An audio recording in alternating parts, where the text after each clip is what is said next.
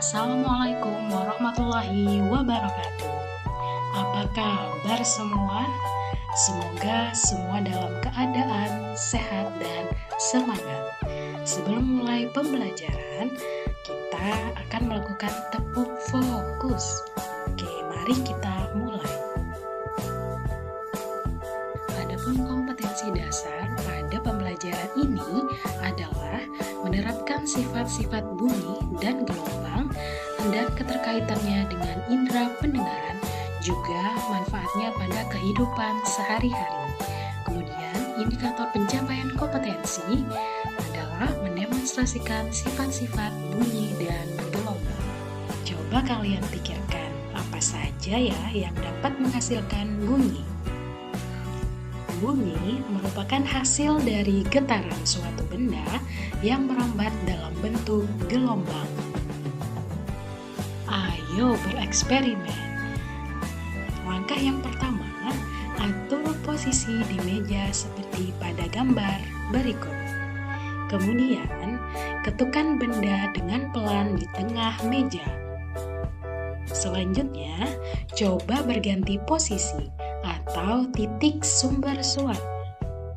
Dan yang terakhir, bandingkan perbedaan suara yang terdengar jika kepala diangkat dari meja. Ketukkan benda seperti pensil, sendok, dan sebagainya di meja. Tempelkan telinga kalian di sisi meja yang berbeda-beda dan cobalah dengarkan suaranya.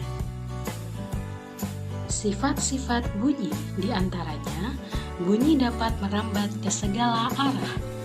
Bunyi merupakan gelombang longitudinal. Yang kedua, perambatannya membutuhkan medium. Dan yang ketiga, dapat dipantulkan. Sumber bunyi adalah benda-benda atau segala sesuatu yang dapat menghasilkan bunyi.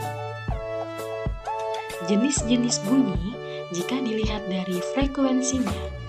Frekuensi adalah banyaknya getaran yang terjadi setiap 1 detik. Satuan frekuensi adalah hertz yang dilambangkan dengan huruf kapital H dan Z. Berdasarkan frekuensinya, bunyi dibedakan menjadi 3, yaitu yang pertama adalah bunyi infrasonik. Infrasonik adalah bunyi yang sangat lemah, yang memiliki getaran bunyi berkisar kurang dari 20 Hz per detik. Bunyi ini hanya dapat didengar oleh hewan tertentu saja, seperti anjing, kucing, jangkrik, paus, gajah, badak, kuda nil, aligator, dan lain-lain. Kedua, audiosonik merupakan jenis bunyi yang dapat memiliki getaran berkisar 20 hingga 20.000 Hz per detik. Dengan jumlah ukuran getaran tersebut, tentu saja telinga manusia mampu menangkap dan mendengarnya. Yang ketiga, ultrasonik adalah jenis bunyi yang memiliki frekuensi sangat kuat, bahkan berada pada tingkat di atas audiosonik. Jumlah getaran bunyinya lebih dari berkisar 20.000 Hz per detik. Walau demikian, getaran bunyi yang kuat ini tidak mampu ditangkap oleh daun telinga manusia. Hanya hewan-hewan tertentu saja yang dapat mendengarnya, seperti kelelawar, lumba-lumba, kucing, burung walet, ngengat, tikus, katak, dan lain-lain. Lalu, bagaimana bunyi merambat? Sumber bunyi: padat, cair, udara. Bunyi tidak bisa merambat di hampa udara karena tidak adanya medium untuk merambat. Medium padat dan cair merupakan pengantar bunyi yang baik daripada udara karena susunan partikel zat padat dan cair lebih rapat daripada susunan partikel udara. Semakin besar suhu medium, maka cepat rambat bunyi akan semakin besar. Pada saat suhu medium meningkat, molekul-molekul medium akan bergerak lebih cepat dan mengakibatkan tumpukan partikel. Pemantulan bunyi. Bunyi merupakan suatu gelombang, sehingga bunyi mengalami pemantulan. Bunyi yang memperkuat bunyi asli. Contohnya, saat menyanyi di kamar mandi terdengar lebih keras daripada menyanyi di ruang terbuka. Gaung. Bunyi pantulan yang terdengar kembali sebelum sumber bunyi selesai bersuara. Contohnya, saat menyaksikan film di dalam ruang bioskop. Gema. Bunyi pantulan yang terdengar kembali setelah sumber bunyi selesai. Contohnya, peristiwa seperti ini adalah ketika seseorang berteriak di tanah lapang yang ada tebingnya. Resonansi bunyi adalah peristiwa ikut bergetarnya benda akibat dari bergetarnya suatu benda.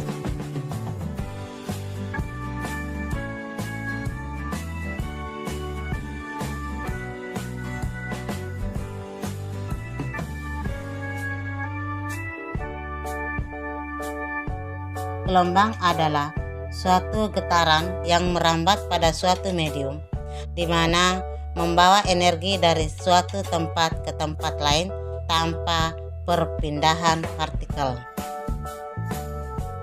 Yang kedua adalah jenis-jenis gelombang. Jenis-jenis gelombang ada 3. Yang pertama, jenis gelombang berdasarkan arah rambatnya. Yang kedua, jenis gelombang berdasarkan amplitudonya. Yang ketiga, jenis gelombang berdasarkan medium rambatnya. Jenis gelombang berdasarkan arah rambatnya ada 2. Yang pertama, transversal adalah jenis gelombang yang memiliki arah rambat tegak lurus dengan arah getarnya. Gelombang transversal bergerak lurus terhadap arah energi. Contoh, gelombang pada tali. Yang kedua, longitudinal adalah jenis gelombang yang memiliki arah rambat sejajar dengan arah getarnya. Gelombang longitudinal memiliki arah getar yang sejajar dengan arah rambatnya. Contoh, gelombang bunyi. Jenis gelombang yang kedua adalah berdasarkan amplitudonya. Ada 2. Gelombang berjalan dan gelombang stasioner.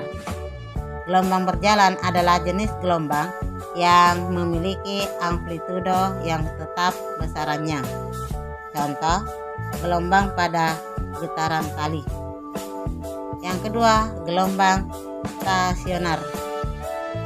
Jenis gelombang yang memiliki amplitudo yang tidak tetap besarannya. Contoh, ketika memainkan senar gitar. Jenis gelombang yang ketiga adalah berdasarkan medium perambatnya. Ada 2. Yang pertama, gelombang mekanik. 2. Gelombang elektromagnetik. Gelombang mekanik adalah jenis gelombang yang merambat pada suatu medium sebagai media perambatnya.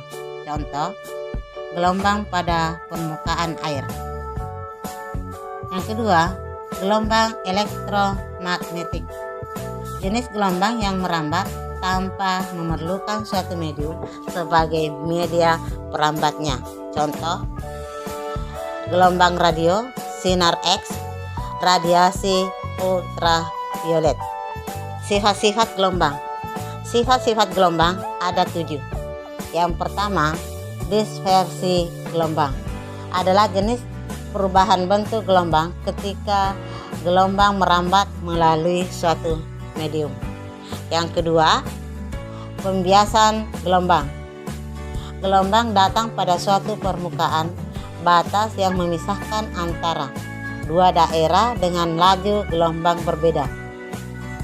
Sebagian gelombang akan dipantulkan, sebagian lainnya akan ditransmisikan.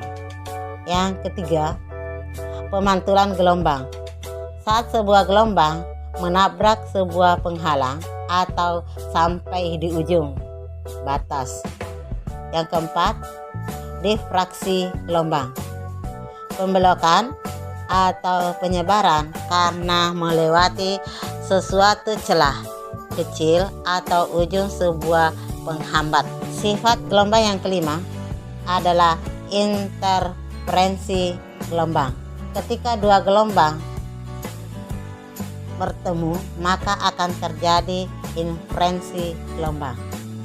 Yang keenam, polarisasi gelombang. Gelombang yang hanya merambat pada satu bidang disebut gelombang terpolarisasi linear. Yang ketujuh, efek Doppler. Ketika gelombang dan penerima bergerak saling mendekati, frekuensi yang terdeteksi lebih besar daripada frekuensi sumber. Yang selanjutnya, manfaat gelombang bunyi.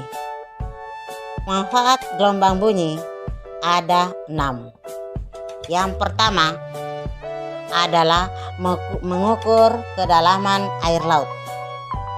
Gelombang bunyi digunakan untuk mengukur kedalaman laut dan juga lokasi jarak objek dalam air. Gelombang bunyi yang digunakan untuk mengukur kedalaman laut serta lokasi dan jarak objek dalam air adalah gelombang bunyi ultrasonik. Yang kedua, pengeras suara. Pengeras suara seiring dengan kemajuan zaman, gelombang bunyi diciptakan sebagai pengeras suara. Gelombang bunyi yang digunakan untuk pengeras suara adalah gelombang bunyi audiosonik. Yang ketiga, keberadaan ikan di laut. Dalam bidang nelayan, ternyata gelombang bunyi bermanfaat untuk mendeteksi adanya kelompok ikan yang ada di laut.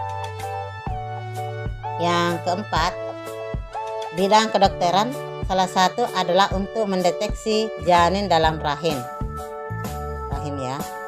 Biasanya gelombang bunyi yang digunakan untuk mendeteksi janin dalam rahim adalah gelombang bunyi infrasonik. Yang kelima, memperlancar komunikasi. Memperlancar komunikasi selain dapat digunakan untuk pengeras suara, gelombang bunyi juga dapat digunakan untuk mendengar suara, mendengar musik, dan memperlancar komunikasi. Yang terakhir adalah mendeteksi minyak bumi. Mendeteksi minyak bumi, gelombang bunyi juga dapat dimanfaatkan untuk mendeteksi adanya kandungan minyak bumi. Demikian pembelajaran kali ini.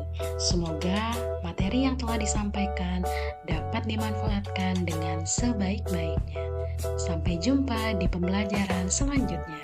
Assalamualaikum warahmatullahi wabarakatuh.